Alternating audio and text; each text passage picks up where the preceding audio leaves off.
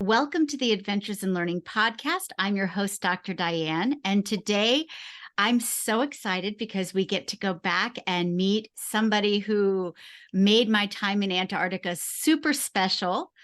I'm going to introduce you to the penguin guy, Guy. Welcome to the show. Hello. Thank you very much, Diane. Yes, my name is Guillaume. Yes, can you introduce yourself and tell us a little bit about how you became the penguin guy? Sure. Hello, everyone. Nice to meet you. My name is Guillaume. I've been working in Antarctica for 5 years now. I first started in a station called Port Lockroy, that is also called the Penguin Station. And this station is hiring every year 4 people to look after the station. So it's managed by England, and they send 4 people every year to welcome guests on the station to make them visit the museum and send some postcards and some stamps. And there's a penguin colony on this station, and the team that is sent there every year is also in charge to monitor the penguin colony and monitor their reproduction. And I was in charge of that part. I was very lucky because I didn't have any background, but they knew I was a big fan of animals and nature. And so basically I spent 4 months counting penguins on a tiny island in Antarctica. And that was the beginning of everything for me. And from there, I've been hired by a polar expedition company called Albatross Expedition, who hired me to be the penguin guy. And granted that I study a bit on my side to widen my knowledge about penguins. But being among a penguin colony for 4 months was definitely a very good ground for good knowledge about penguins. And yeah, now I go to Antarctica every winter, and I try to make people aware and in love with penguins during my lectures and talks about penguins and seabirds. Well, let's talk some about penguins, and then we'll talk about what it was like to live on the island. So when you were counting penguins, how do you count a colony of penguins? Let's start with that. Yeah, it's a good question. I mean, how would you count penguins? Because they keep moving all the time. But when penguins come on land, they come to reproduce, right? They are seabirds. They live at sea all the rest of the year. But when time comes, they need to reproduce, and they need to go on land for that, to build a nest and to lay eggs on the nest. So because the penguins we are following are from the family, the brush-tailed penguins, and those penguins build a nest. For most people, they know the emperor penguin that carry his eggs on his feet. But most penguins build a nest and lay 2 to 3 eggs on this nest every winter. So one nest is 2 penguins, basically. It's a nest. And that gives you the number of breeding pairs that is reproducing this year. And then once we know more or less how many are reproducing, we're going to count the eggs directly on the nest. So we wait a little bit. The way we were operating is that we had the colonies usually split in small rookeries. So the penguins will some will go on the upper part, some will go on the lower part. So I was focusing on a small part with 70 nests, and I would go every other day on those nests to see how many eggs were inside. And when 90% of those nests had at least 1 egg, we would do a count of the whole island and all the nests and all the eggs of the island. That's what it was, more or less.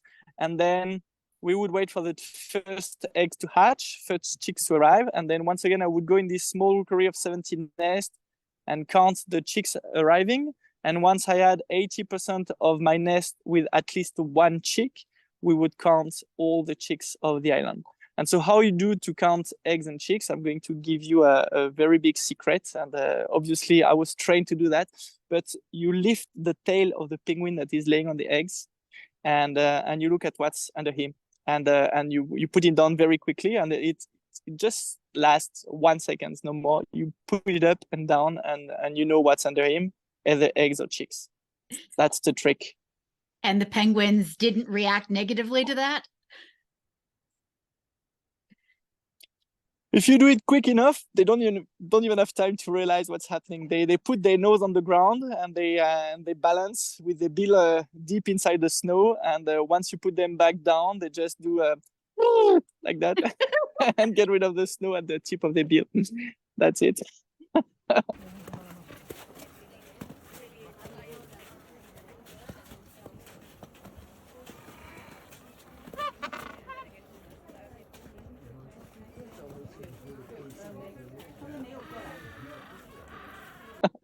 And so with the brush tails that you were looking at on Port Lockroy, those were generally Gentoo penguins, is that correct?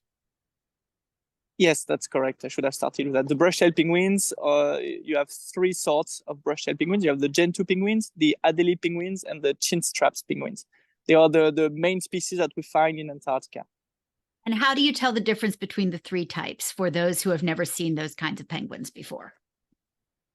Yes, you're right. So the Gentoo penguins, they are black and white. They have a bright red bill, and they have some white patch around their eye here.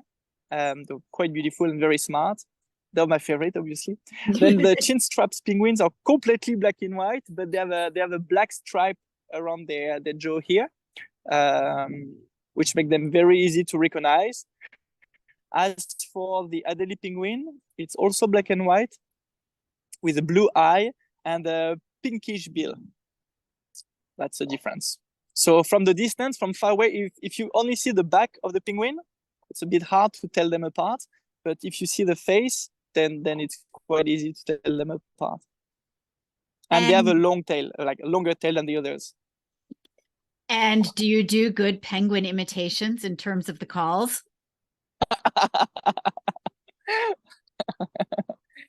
You know me too well. Yes, I can do the Gentoo. Yeah. Do it. Okay. Wait, someone is calling me. I decline. I can do the Gentoo penguin. Yeah. So Gentoo penguin, they go like that. They go like.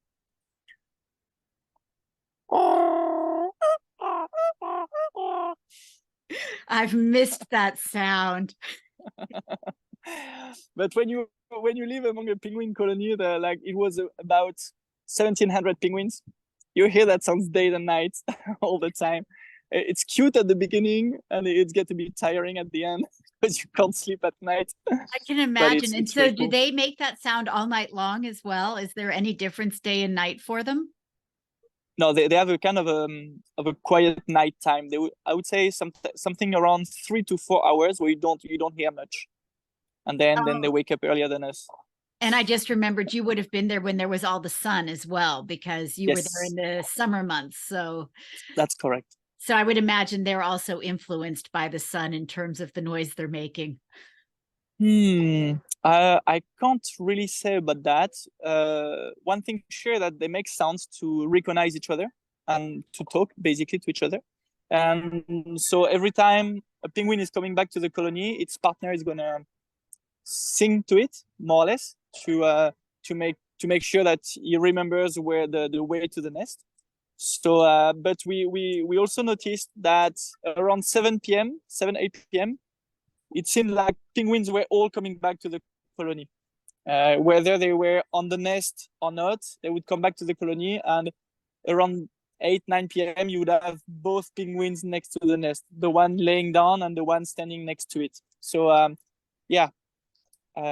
don't know for sure if all the penguins come back to the colony at night, but there is definitely a time of where everything is a bit calm and at peace.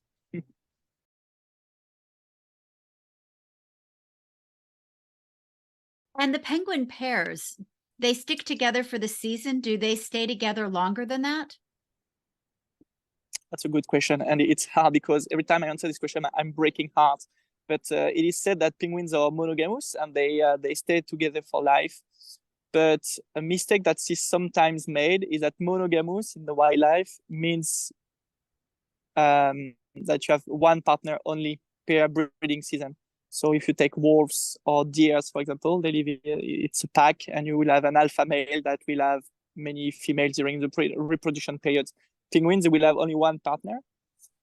And to answer your questions, some of them will stay with the same partner for but with the same partner all life, it's very rare. Only few of them do that, and it's hard to say it's for life. But they tend to go back to the same partner for several seasons in a row. But as for the brush-tailed penguin, it is said that in average, they go back to the same partner for 2 to 3 years in a row, and then they change partners.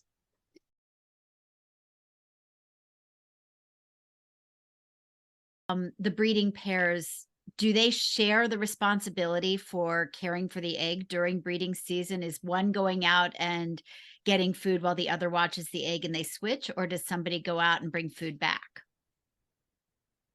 That's a very good question. And yes, that's correct. They will take turn on the nest.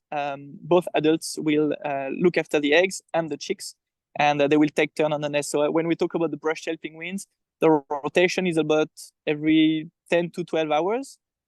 So one partner will stay on the nest while the other go to feed, and then they will swap around. It is complicated for some colonies where they are up on the hill, and it's quite a walk, sometimes up to 1 kilometer. So sometimes the rotation can be a bit longer. And I was told, I never noticed that myself, but I was told that sometimes if the female takes too long to come back, the male will abandon the nest if he's too hungry. But it's a male behavior, apparently, not a female behavior. Interesting. But I've never noticed that with my own eyes. I did not know that.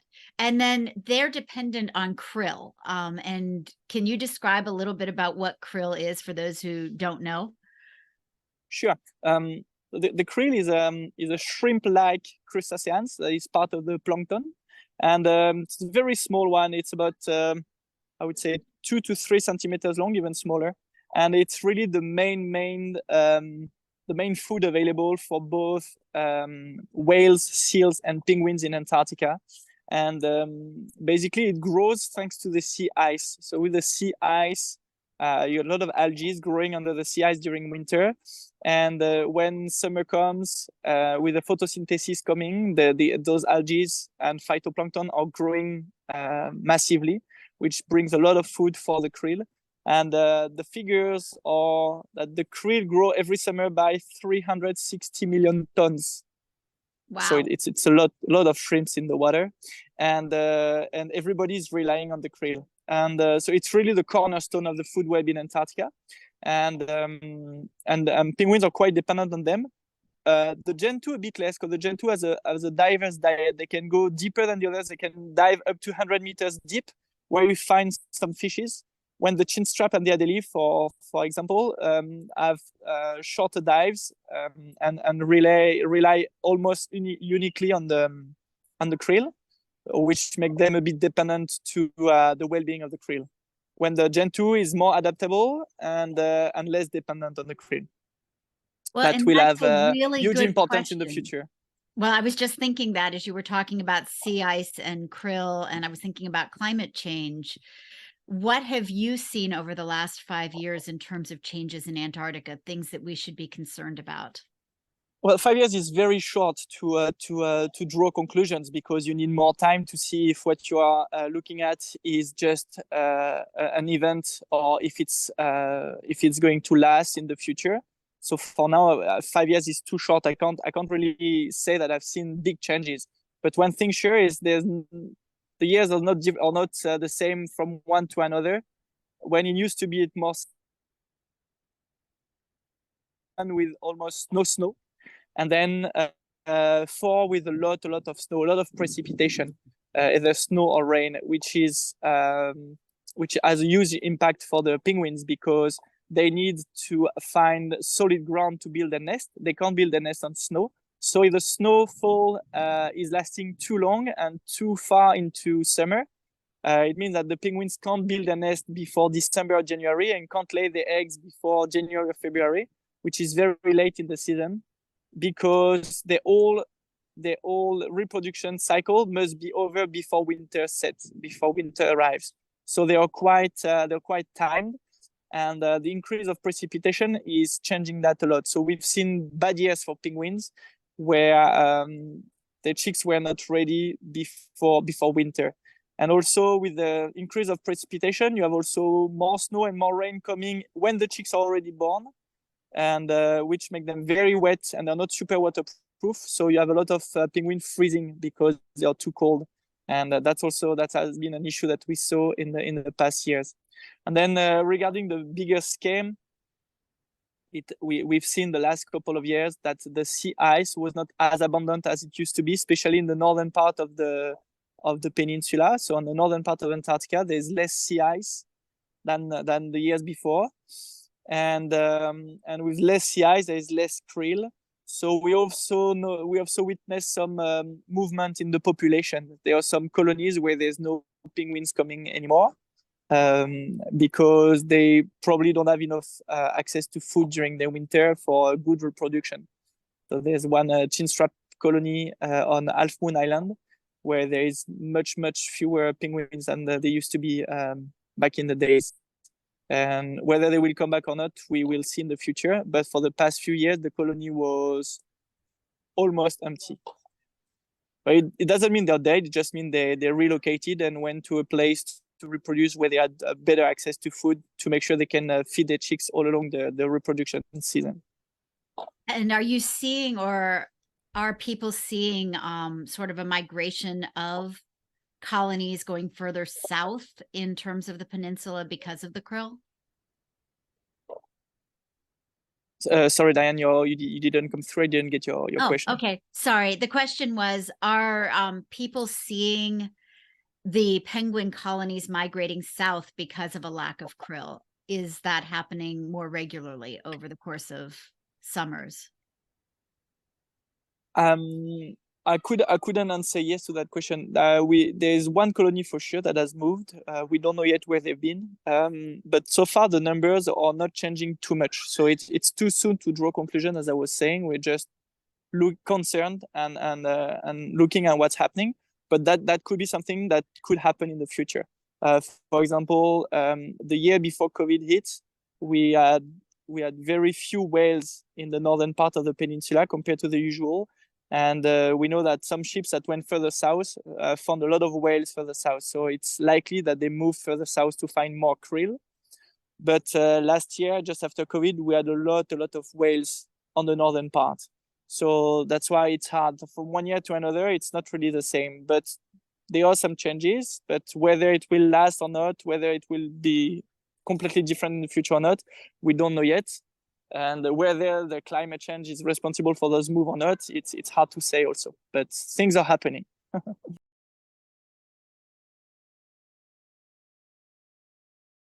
Well, and that actually is a really good question then. You have the opportunity to be on a ship during the Antarctic summer months. What kind of research happens on these ships? I know that generally there's tourists like me who are coming and hopefully falling in love with Antarctica and coming back to do something about what they see. But there's also research and sort of observations going on. Is that right?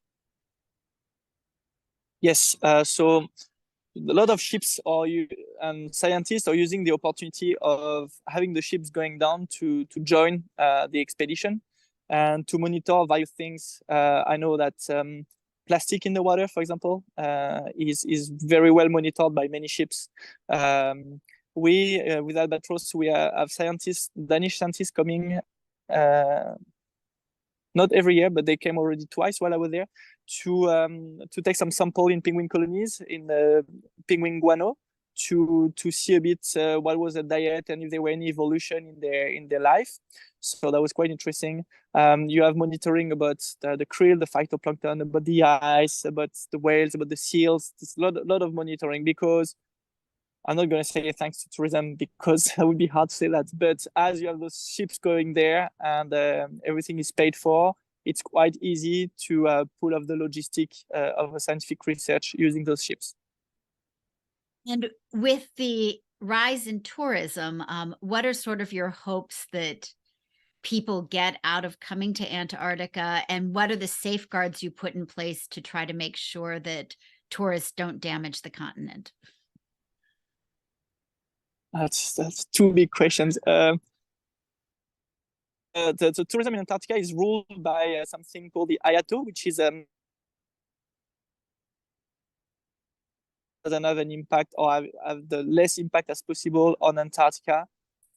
So there are a lot of rules that we are a bit to follow, like the number of people landing on the landing site at the same time, the time when we land, the distance from the wildlife. A lot of things that are looked through. We also have to disinfect our boots and our gears every time we go to Antarctica. Every time we do a landing, every time we leave the ship, we need to make sure that we go as clean as possible on the landing site to make sure we don't move bacteria around, for example, or we don't bring anything down to Antarctica from Patagonia, which is the departure point. And what we hope for the people is to enjoy first, but then to be aware of those ecosystems, of how fragile they are. Take them. Some would argue that by going there, we are already putting them in danger, which in a way is true. But we also know that we only care about what we know, and we only protect what we care about. So I think that's making sure people get aware of Antarctica, get aware of this absolutely magnificent place is the best way to protect it in the future, because for now, the continent is protected by the Antarctic Treaty. For now, there is no commercial activities that are allowed over there, no touristic activities on land, no mineral extraction, nothing like that. So it is protected, but the treaty is to be reviewed in a few years, and we hope that it will remain the same, but we can't know for sure. But one thing I hope is that the more people will get involved in protecting Antarctica and raising their voice in case of changes in the treaty, the more chance we have to see it coming through. But we shall see.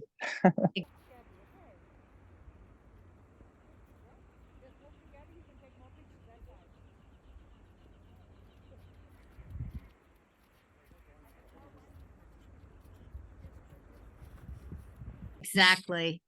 So, what is it like to be a guide in the polar regions? Describe what a typical, and I know there really is no typical day, but if you could describe a day in your life, what would it be like?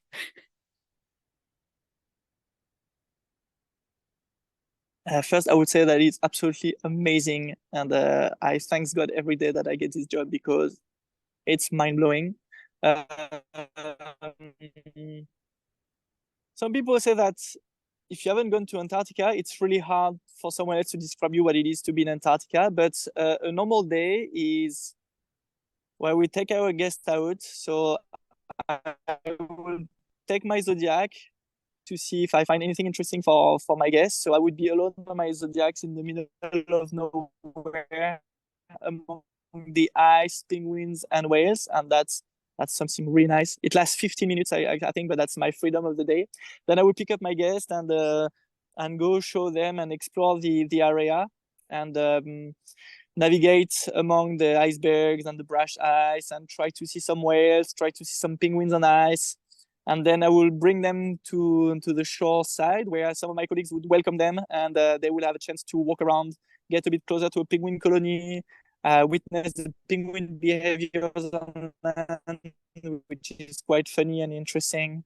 And sometimes get a little hike to go on top of a hill to have a nice overview of the area, the bay, all the ice on the sea. It's quite spectacular. I said ice a lot. That's something sure about Antarctica. You need to be fond of ice because you see a lot of it. Yes. If you're not a big fan of the white landscape, then it's not for you. But it's so pristine, and the silence is amazing. You know, when people ask me for a good souvenir and a good memory in Antarctica, there's one place in particular that I love. It's a small bay with a huge glacier that goes up in the hill. And when you are down there, the bay is quite small, so this glacier has really a huge impact on you. It's a huge strength. And you're in front of it. I switch off my engine and I let my guests just in silence, 3-4 minutes. So we look at this glacier, we get all the surroundings getting into us. There's some tears sometimes on the boat. And last year, I was there with one of my colleagues because we're always budding up with another Zodiacs in case anything happens. So we had both of us there, switch off our engines, we're looking at the surroundings, being amazed by the beauty of nature, and a whale just blew in the middle of us. We were all in pure silence, and the only thing we could hear was the whale popping out of the water in the middle of us. And that was, wow, that was really cool. And that was really cool. Absolutely. I can cry just thinking about Yes. it. And you're right about the silence. Like when the engines are cut Yeah. and you're just sitting there and people put their cameras down and you just listen to the ice popping and you can feel the silence. And it's truly, I think, one of the most magnificent places on earth. Yeah, I believe so. But you remember it very well. You know the feeling. It's hard to describe. It's just come. Yes, it's truly incredible. It really is. And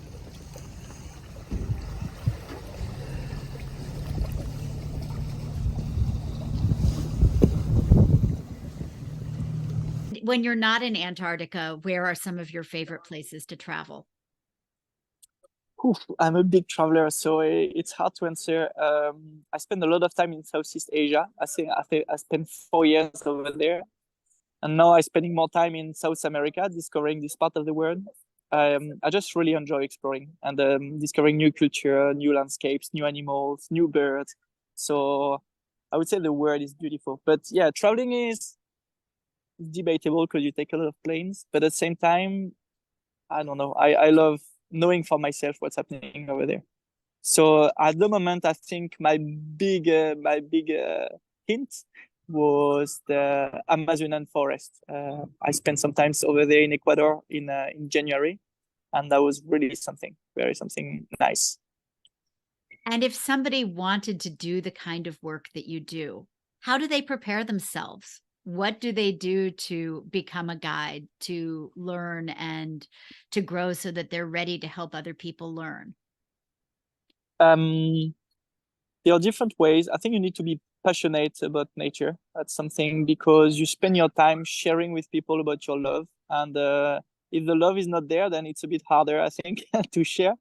You need to be a people person also because you literally spend all your time with people around you at all time. The moment you wake up to the moment you go to bed, you are surrounded by people, your colleagues and the guest on board. So you need to be okay with that because it's very tiring sometimes and it takes all your energy, but you must be in love with that. Otherwise it's too hard. And then for the job itself, for our job, we need to be able to drive Zodiacs in ice conditions, in windy conditions, wavy conditions. So you need to be at ease with that. So the more experience you have before you come, the better. The easier it's going to be to find a job and to get comfortable in the job. And then there's nothing you can't learn. So even if you don't know anything about Antarctica, there are books, videos. There's a lot of things to learn about. But you need to have a bit of knowledge to share with people, I think. And yeah, some of my colleagues are scientists. They've been studying and working on the field for years. Some of them I've spent winters on bases in Antarctica. Some of them I spent several years in South Georgia monitoring fish and underwater marine life. I have colleagues who've been diving under the Antarctic continent 4 years in a row. So there's a lot of experience. But it doesn't have to be. For me, I just started working on a historical basis for England. And that was the beginning of everything for me because I was motivated and I had this passion. So yeah, I would say there's not one way to get to this job, but one thing sure, you need to love nature, people, and the ship because you live on a ship all the time. And people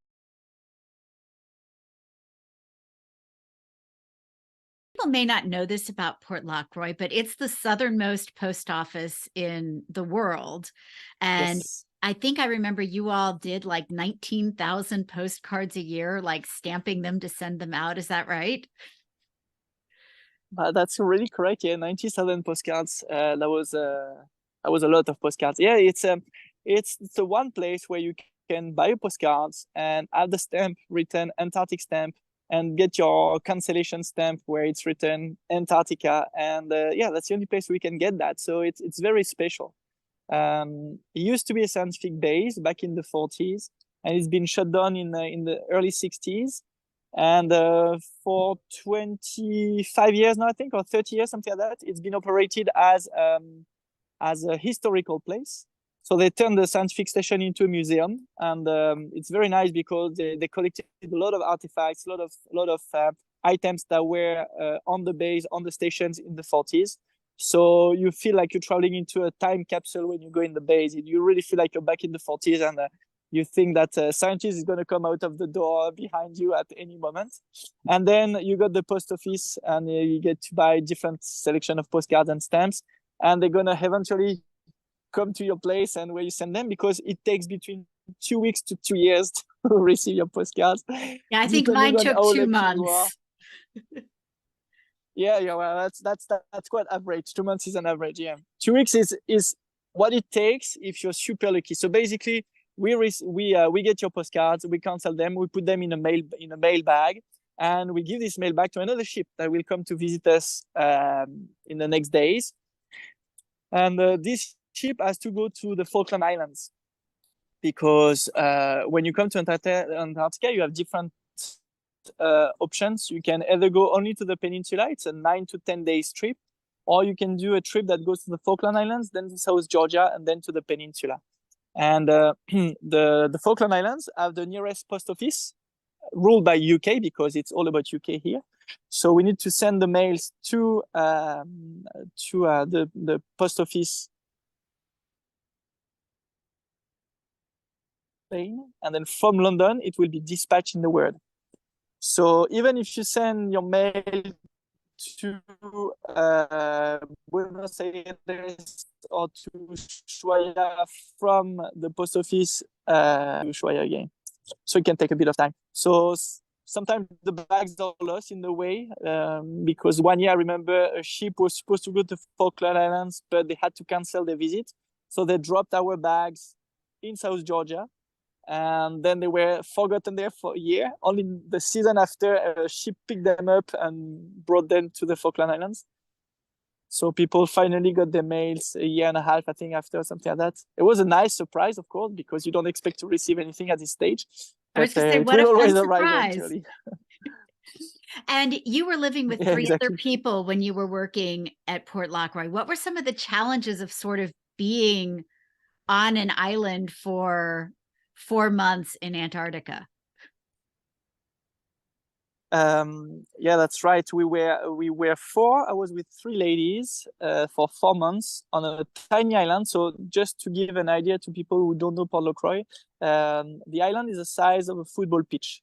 So it's quite small, and half of it is strictly restricted to penguins. So we were living on the half a football pitch for 4 months, and there are penguins everywhere. So you can't really go anywhere you want. So basically we could walk, I would say, on the 500 meters path, and that's it, more or less. So you don't exercise a lot. That was the hardest part for me, not exercising a lot. So some ship would offer us to come early in the morning, but we did it only once. And the challenge is that you are with 3 people at all time. We had bunk beds, so only 1 bedroom. So we would share everything and don't have much time off on our own. But we got along very, very well. That was very nice. We had an amazing team, honestly, and it was quite easy in the end. Like, people always wonder, well, how you did that, but it was quite easy. It didn't feel like an exercise or like a mission, because we got along so well. It just felt like being with my sisters at night and just enjoying dinner and cooking together, watching movies and going to bed. It was pretty nice. So it wasn't too hard. And we had 1 day off every 2 weeks, so every 14 days. And during this day off, we would have a time for us, and we would spend the day more or less on our own on this tiny island. But yeah, that was okay. That was okay. Well, and I love the fact that you still speak with affection about it, and you tend to visit it a few times every season as well. Yes. Yeah, that's correct. Because our guest likes to go to Port Lockroy to send mails, which I can understand. So we try to go there as much as we can, although we can't go every trip, because it's complicating the booking the sites, and making sure it's on our route is not always possible, but we try to go as much as we can. And every time I go back there, then I see the site again, I see the shop, I see the museum, I see the post office, I see the penguins, and yeah, it's always good.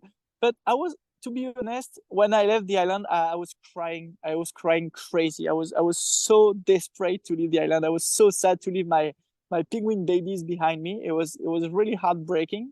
So the first time when I came back, I was a bit concerned on how I was going to feel, and I think I was quite all right actually. I moved on, so I wasn't too emotional. I thought I would cry to go there, but it was a different context, and I was okay. I don't think I would go back there because the experience was amazing, and I don't want to take the risk to have a lesser experience. So I'm just happy I did that, and now when I go back, I'm just happy I did that, but no hard feeling or no regrets.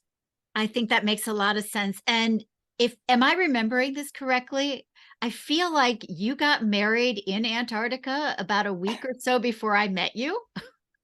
Yes, at Port Lockroy actually. But How yes, many people can say they got married in Antarctica?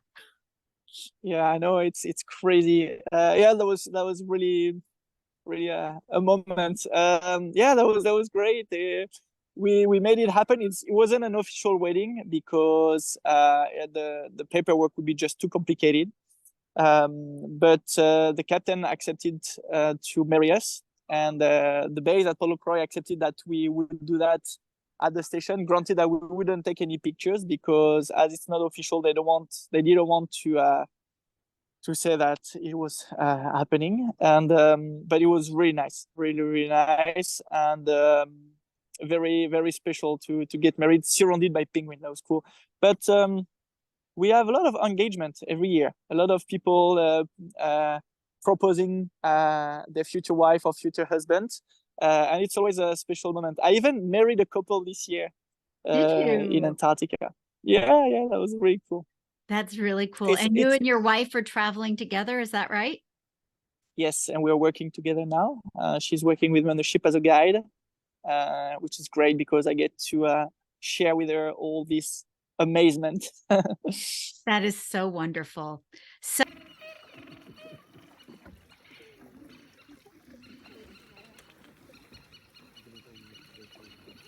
last question for you. As you're thinking about things that you hope people will want to learn about Antarctica, things that you want them to know to protect it, what are some of the key takeaways you'd like people to have?